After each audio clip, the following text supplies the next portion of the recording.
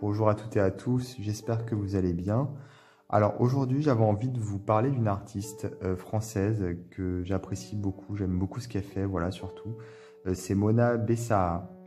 Donc Mona Bessaha qui est une artiste qui travaille sur la spiritualité, sur les arts divinatoires, mais également le développement personnel. Et ici, j'ai sur la table quelques-unes de ses créations qui sont plutôt axées sur les chakras ici. Mais elle ne fait pas que sur les chakras, hein. Elle fait d'autres types d'œuvres, toujours basées sur la spiritualité. Mais moi, voilà, j'ai ici tout un tas d'outils finalement de développement personnel que je vais vous présenter. Aussi des petits goodies, voilà, avec les aimants qui sont ici en haut sur la gauche, les marque-pages ici. Mona Bessaha qui est une artiste plasticienne et donc ses créations sont là pour soutenir notre pratique spirituelle. Voilà. C'est surtout ça le but en fait, c'est à travers son art, de pouvoir se focaliser quand on travaille, par exemple quand on fait un travail de visualisation avec les chakras. Moi, ça m'intéresse beaucoup les chakras. Je pense que ça intéresse la plupart des gens qui sont orientés bien-être, développement personnel. Et c'est vrai qu'à travers ces œuvres, à travers ces couleurs et les cartes qui sont ici devant moi, ça permet de travailler vraiment en visualisation. Et ça, c'est vraiment très intéressant. Voilà. Donc ici, nous avons par exemple des petits marque-pages, hein, voilà, avec les 7 chakras qu'on retrouve.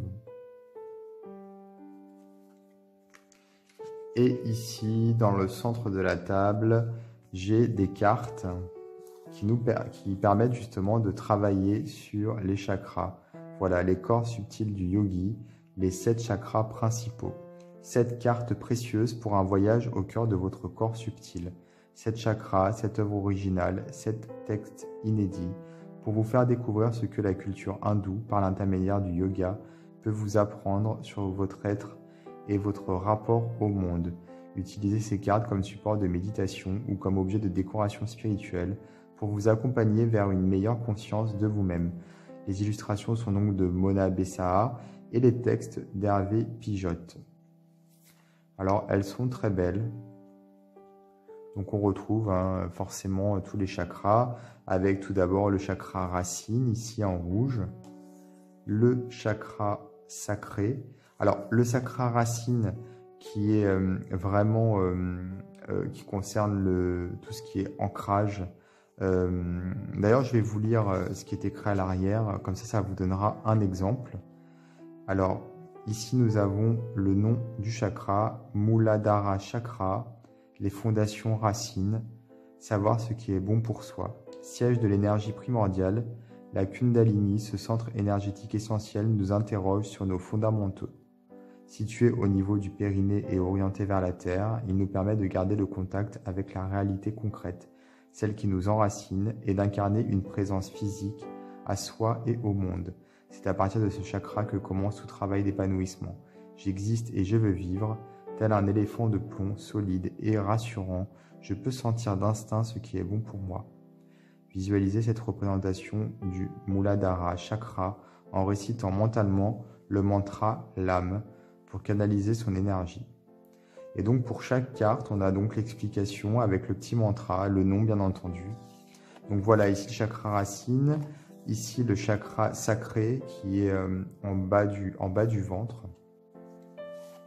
Ici, nous avons le chakra du plexus solaire, situé au niveau du plexus solaire, hein, tout simplement. Donc les chakras, ce sont 7 centres énergétiques qui vont donc du chakra racine au chakra couronne, au-dessus de la tête. Et donc ce sont, pour ceux qui ne savent pas, des centres énergétiques avec lesquels on peut travailler. En fait, le but, c'est qu'ils fonctionnent bien. Donc ce sont des boules d'énergie qui ont des couleurs spécifiques, des attributions également spécifiques Et lorsqu'on travaille avec les chakras, donc il faut les visualiser, tourner, s'activer. Et ils sont censés tous fonctionner les uns avec les autres. Alors on peut avoir certains chakras qui sont bloqués ou qui fonctionnent mal. Et le but donc c'est de les harmoniser à travers un travail de visualisation, méditation. Et on peut donc se servir de ces cartes pour se focaliser, pour visualiser le chakra en question. Mais on peut aussi utiliser des mantras, voilà, des musiques. Il y a plein de possibilités. Donc ici le plexus solaire. Ici nous avons le chakra du cœur. Ici, le chakra de la gorge.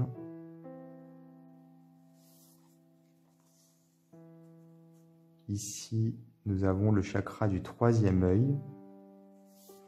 Et enfin ici, le chakra couronne, qui est au-dessus en fait de la tête. En fait, c'est un des seuls chakras qui n'est pas dans le corps, mais juste au-dessus.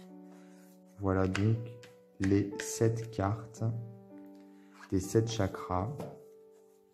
Alors Mona propose également des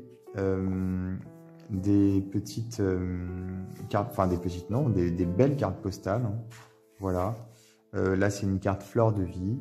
On n'est pas obligé de les envoyer. Hein. On peut, hein, mais on peut aussi tout simplement les utiliser pour travailler également. Moi, les fleurs de vie, j'aime beaucoup.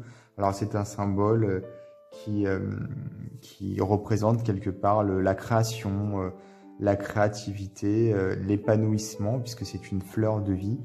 Il existe également des graines de vie, c'est une illustration qui est différente. Donc là, on parle de géométrie sacrée, hein, comme vous avez pu le voir.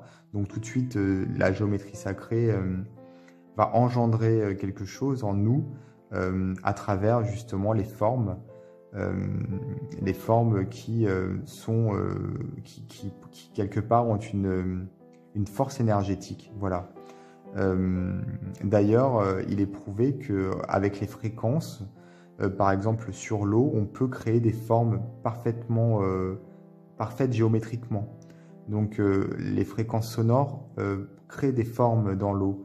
Et donc, pour moi, en fait, la géométrie sacrée rappelle ces fréquences quand on les regarde et on ressent quelque part le bien-être des fréquences qui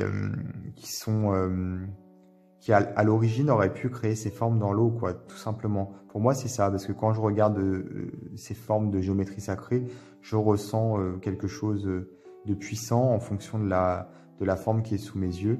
Donc je pense qu'il y a une notion effectivement de fréquence quelque part qui doit s'inscrire en nous en fait, en regardant visuellement. En tout cas, c'est très très beau. Voilà, ici on a donc cette très belle fleur de vie. Et ici, dans cette petite pochette, nous avons encore les chakras, mais sous forme d'aimants. Donc en fait, on peut les aimanter sur un tableau, par exemple. Voilà. Donc ça, c'est ce que j'appelle un peu un goodie, finalement, puisque c'est comment dire, c'est un gadget presque, hein, puisque c'est un aimant, mais c'est pas mal, parce qu'en fait, ça nous permet de le mettre sur le frigo, par exemple. Ça décore, c'est sympa, vraiment. Alors, Mona, elle propose d'autres objets. Hein. Ici, on peut le voir dans ce petit flyer que j'ai reçu avec ma commande. On peut voir donc ici des cabochons oracles. Donc, on peut se servir de ces cabochons comme un oracle finalement. Ici, on retrouve l'illustration du marque-page, mais sous forme de tableau. Voilà. Ici, nous avons des petits cabochons bébé chakra avec chacun une couleur, c'est la couleur des chakras.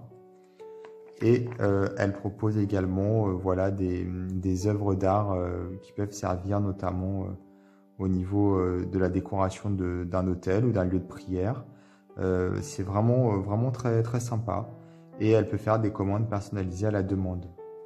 Alors, elle a un site internet, hein, c'est www.mona-bessa.com. On peut la retrouver également sur Facebook, Namo Art Chakra et Mandala, sur Instagram, Mona Bessa, et elle a aussi une boutique sur Amazon où elle vend ses œuvres.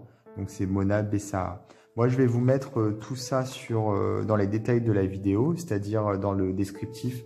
Euh, Sous la vidéo, vous avez une petite flèche. Si vous cliquez dessus, vous allez avoir un descriptif qui va s'afficher. Et là, vous aurez donc les liens dont je viens de vous parler. Si vous voulez suivre l'artiste sur les réseaux sociaux, par exemple, ce sera plus facile. Ou si vous voulez aller dans sa boutique pour voir un petit peu ce qu'elle fait. Moi, je vous conseille vivement de regarder. On sent que ces œuvres ont été créées de manière énergétique. On sent l'énergie passer. Et quand on utilise, bon là en l'occurrence pour les chakras, lorsque j'utilise ce support, ça m'aide beaucoup puisqu'en fait ça me permet de me focaliser et donc de visualiser le chakra en moi, en le regardant. Voilà. Ensuite, bon, moi, ce que je fais, c'est que je ferme les yeux après, au bout d'un moment, mais j'ai l'image qui s'est fixée dans ma rétine quelque part, et donc je continue à la visualiser en fermant les yeux, après avoir passé un bon moment à regarder le chakra sur lequel j'ai envie de travailler. Donc les cartes sont vraiment propices à cela. Et donc, bon, dans sa boutique, il y a d'autres objets, donc n'hésitez pas à aller jeter un œil. Voilà. Je vous invite également à vous abonner à ma chaîne si ce n'est pas déjà fait et je vous dis à très bientôt pour d'autres vidéos.